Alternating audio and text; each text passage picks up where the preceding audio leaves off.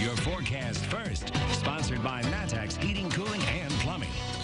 Well, as we look at the storm tracker Doppler, thunderstorms have really formed down to the south, closer to the Effingham area, down near Olney. They actually have a severe thunderstorm warning down there in the portions of Richland and then Clay County down there as well. These storms are kind of just hovering down here closer to the Effingham area. They're going to try to creep up a little bit more to the north, but for the most part, most likely staying closer to that I-70 corridor.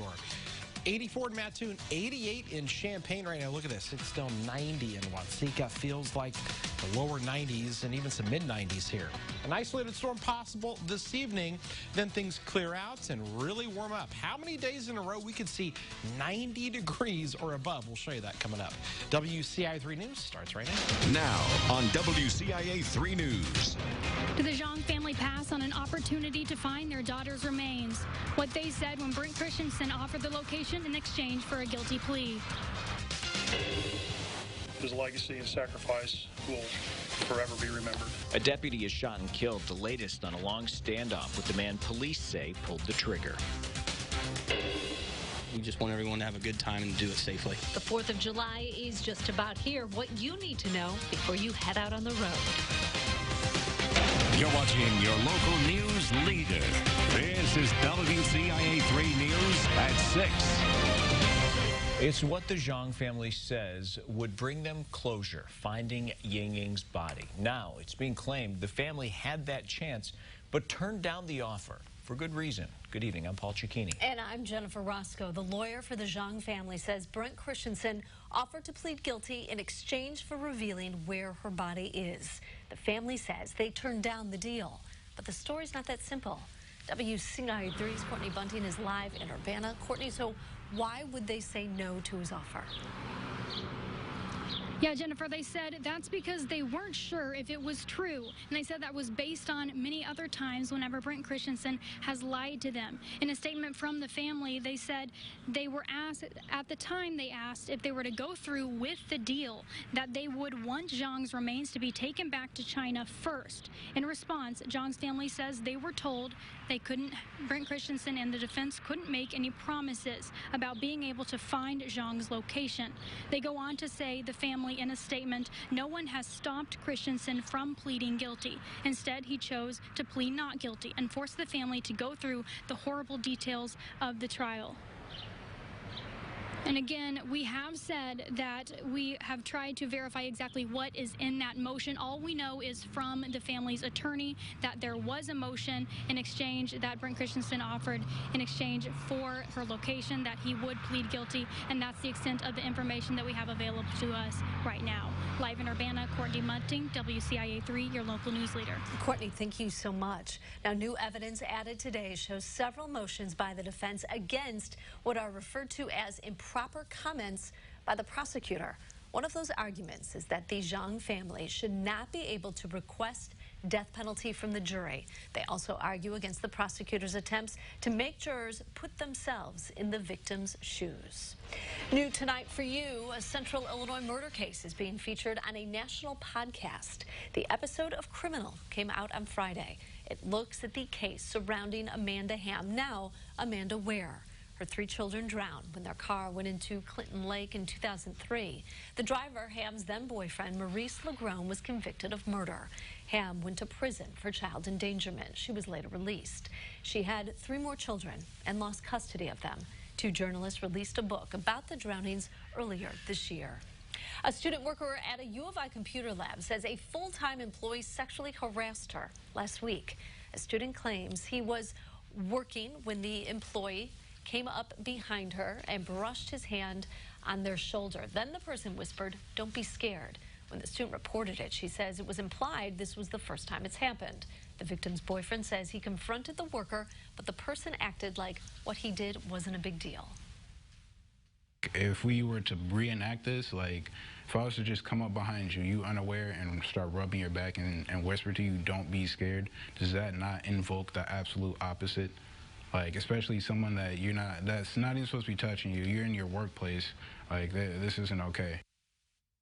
The university released a statement about what happened. It reads, quote, "We don't discuss pending personnel matters, but the person who created the videotape may have misrepresented himself as a university official. So we'll be looking into that allegation as well." The victim and her boyfriend met with lawyers today. They're deciding how to move forward. With the holiday weekend coming, law enforcement agencies are cracking down on some driving laws. Yeah, local police and sheriff's offices are working with state police to increase patrols, keeping an eye out for people not wearing seatbelts and driving under the influence. WCIA 3's Miranda Meister has more. Soon, many families will be watching out for flashing lights in the sky. But this holiday season, some might see flashing lights popping up behind them on the road. We just want everyone to have a good time and do it safely. Champaign County is a popular travel spot for the 4th of July. Tens of thousands of people come out in support of those fireworks and the celebrations across the various communities. But an increase of officers out patrolling is intended to keep you safe. Sheriff's office says if you're on a road like this, they'll be watching to make sure you're following the law. Your seatbelt is your lifeline. It saves so many lives by just wearing that seatbelt, and it just takes a few extra seconds to hear that click. In Champaign County, the traffic rolling through is even greater this week. With Champaign County being very centrally located within the state of Illinois, we get a lot of people coming to our communities for these things. We have I-74, I-57, I-72, other major state routes, so this is kind of a crossroads of America here. Law enforcement will be keeping extra eyes out for those willing to risk it all. If you're going to go out, if it's going to be at night, if you're going to be drinking, we want you to have a sober friend, or we want to use one of the apps like Uber or Lyft so you can get home safely. There's no reason to take a chance. In Champaign County, Miranda Meister, WCIA 3, your local news leader. Those extra patrols will run through July 8th. Police say driving impaired could have life or death consequences. Also starting in July, the fine for using your cell phone while driving is going up. It'll be treated the same as a moving violation, like a speeding ticket. That means if you get ticketed, it could affect your insurance. A community is mourning after a deputy was shot and killed. It happened in Fulton County at a home in rural Avon. That's about 45 miles west of Peoria. 39-year-old deputy Troy Chisholm was responding to a domestic battery and disturbance call at a home when he was shot. The sheriff's office says the suspected shooter, 42-year-old Nathan Woodring, had barricaded himself inside a home. Matt Sheehan, who's been covering the case since the news broke yesterday, is with us now. Matt, so how is the community responding? Now, Jennifer, Illinois State Police say they have Nathan Woodring and took him to the McDonough County Jail. Now, Avon is only a population of 950 people.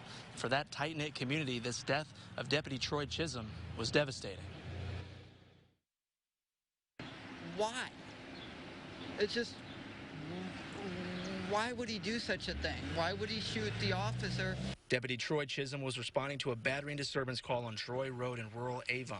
During the incident, multiple shots were fired and Deputy Chisholm lost his life. In such a small town, Daniel Spiller says he's never seen this happen before. This is a peaceful community. I mean, sure, you got the pettiness, but there's nothing really major.